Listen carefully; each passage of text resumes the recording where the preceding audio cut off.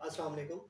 आज हम एक मोस्ट इम्पोर्टेंट टॉपिक को डिस्कस करेंगे। ये topic basically Israel Palestine conflict है।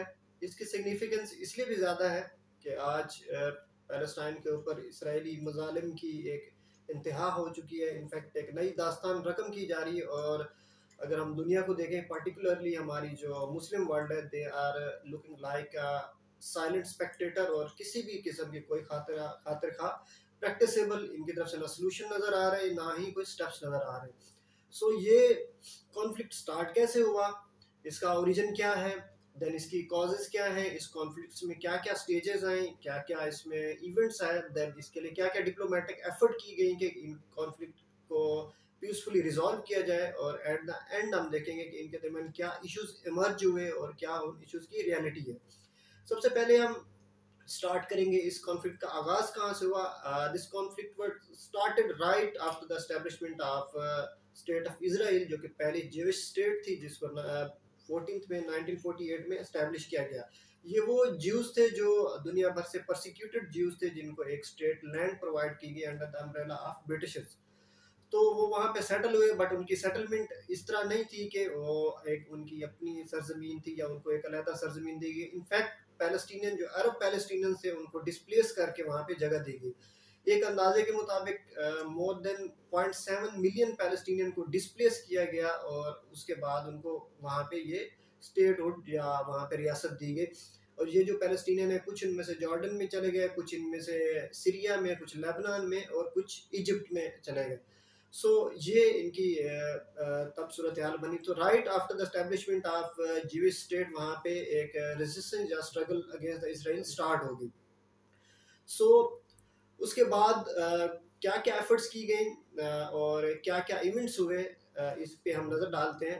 इसके बाद जो फर्स्ट एवर इवेंट हुआ वो ये था कि इस का एक आर्मिस्टिक्स का साइन करना था, जिसमें इस कॉन्फ्लिक्ट को एक पीसफुली एंड करना था और इनके दरमियान एक पीसफुल को एग्जिस्टेंस को इंश्योर करना था। फॉर द टाइम बीइंग तो आर्मिस्टिक्स के साइन होने के बाद उनके दरमियान पीस हो गया, बट इन 1967 एक अरब इसराइल वॉर हमें होती नजर आती है, जिसमें इसराइल ने प्रीएम्प्टिवली इजिप्ट और सीरिया के ऊपर स्ट्राइक किया। ये एक 6 डेज वॉर थी, जिसका एंड अगेन हमें एक डिबेकल या रिट्रीट की सूरत में नज़र आता है, या एक डिफीट की सूरत में नज़र आता है बोथ इजिप्ट और सीरिया का।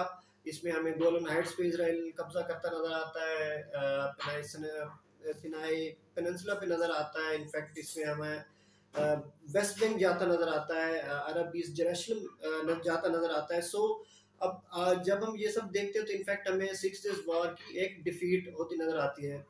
फिर उसके बाद 1973 में again Egypt and Syria Israeli position जो कि उनने जिनको ऑक्यूपाई किया था ड्यूरिंग 1967 वॉर, उसको उसको उनके ऊपर अटैक किया, जो कि बेसिकली स्विस कनाल के आसपास थी and were on the Golan Heights. उनके ऊपर अटैक किया उन पोजीशंस के ऊपर, और उनको रीऑक्यूपाई करने की कोशिश की, उनके ऊपर एक स्ट्रेटेजिक गेन्स की कोशिश की, but again they were retreated within 3 weeks of their attack by Israel. So ये एफर्ट भी हमें इन वेन या एक फेलियर की सूरत में नजर आती है। बट उसके बाद जब ये 1967 की वॉर, 1973 की वॉर में इजिप्ट फेल होता है किसी भी किस्म के कोई खातिर खा नतायज हासिल करने में, तो 1979 में उन्होंने एक ट्रूस या एक पीस डील साइन की इसराइल से कि they will have normal diplomatic relationship and they will को एग्जिस्ट पीसफुली, और अपने मसाइल का हल पीसफुली निकालेंगे।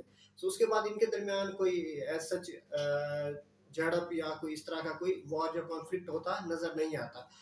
उसके बाद जो मेजर डेवलपमेंट हुई पीसफुल या डिप्लोमेटिक एफर्ट की सूरत में, वो हमें नज़र आती है ओस्लो में 1993 में, जब प्रेसिडेंट यासिर अरफात का एक हैंडशेक हुआ देन इजरायली प्राइम मिनिस्टर से, और ओस्लो में एक पीस डील ब्रोकर करने की कोशिश की। अगेन वो एक फेलियर की सूरत में नज़र आई, और उसमें किसी भी तरह से कोई हमें कामयाबी होती नज़र नहीं आती।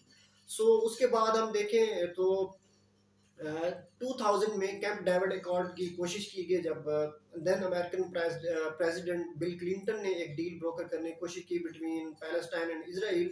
But again it was ended in a biggest failure.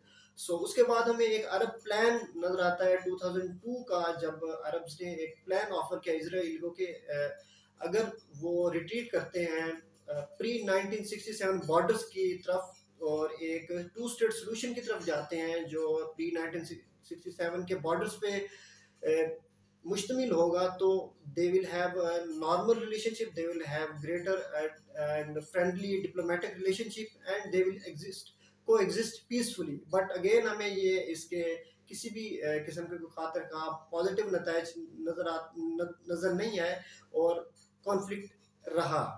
फिर उसके बाद हम जब ये देखते हैं तो इस दौरान में हमें दो ऑर्गेनाइज्ड पैलेस्टीनियन स्ट्रगल्स भी नजर आती हैं, दो इंतफादास जो इंतहाई मशहूर हुई, उनमें वो 1987 से 1993 की हैं, देन 2000 से 2005 तक की। ये इंतफादास वो थी जिनमें हमें पीस डील या पीस एफर्ट या डिप्लोमेटिक एफर्ट्स बिल्कुल ही कर्टेल होती नजर आती हैं और एक आर्म स्ट्रगल्स के थ्रू वो हमें पैलेस्टीनियंस जो है वो हमें right to their self determination ensure करते नजर आते हैं। But again they were weak to ensure this because the state of Israel was sponsored by global powers, so they dominated then intifadas too। उसके बाद हमें इसमें ग्रेवेस्ट इंतहाई dangerous और जिसमें हम कह सकते हैं कि डिस्ट्रक्टिव कॉन्फ्लिक्ट्स नजर आते हैं, वो हमें 2005 से लेके 2008, 10, देन 14 से ऑनवर्ड हमें नजर आते हैं जो गजा के अलॉन्ग रिवॉल्व करते हैं।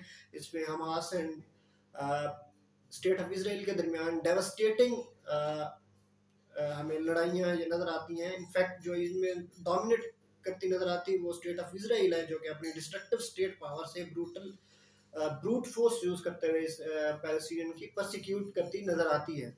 सो इन सब प्रोसेस में भी हम अगर देखें तो ना ही डिप्लोमेटिक एफर्ट्स की फ्रूटफुल हुई, ना ही इन वॉर्स की सूरत में कोई रिजल्ट निकल सका। In fact Palestinians were more persecuted, they were more subjected to violence and brutality of Israel। तो उसके बाद जब हम देखते हैं कि इस सारे सिनेरियो में जो इश्यूज हैं वो इमर्ज हुए, उन इश्यूज की हकीकत क्या है, वो इश्यूज हैं क्या, और वो इश्यूज किस चीज़ पे बेस कर रहे हैं, और ये जो कॉन्फ्लिक्ट है 7 डेकेड्स लॉन्ग कॉन्फ्लिक्ट, इसकी रूट्स क्या हैं। अब जब हम रूट्स की बात करते हैं तो सबसे पहली जो रूट है वो रूट ऑफ स्टेटहुड है। People of Palestine want their state, they want their right to self determination. वो चाहते हैं कि उनकी जो स्टेट है वो उनको दी जाए, they should have autonomous state जहाँ पे वो अपनी ज़िंदगी अपनी ही एस्पिरेशंस के मुताबिक बसर कर सके पीसफुली।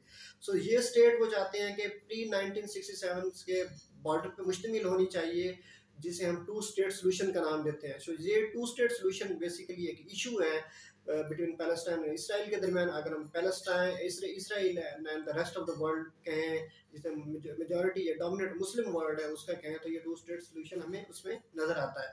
सो ये टू स्टेट सोल्यूशन है जिसके हमें अगेन कोई खातर खा रिजल्ट नहीं नजर आती। इनफैक्ट जो ग्लोबल पावर्स थे जो बेसिकली स्पॉन्सर थे टू स्टेट सोल्यूशंस की, जिसमें यूनाइटेड स्टेट्स ऑफ अमेरिका शामिल है, वो इससे रिट्रीट करते नजर आती हैं।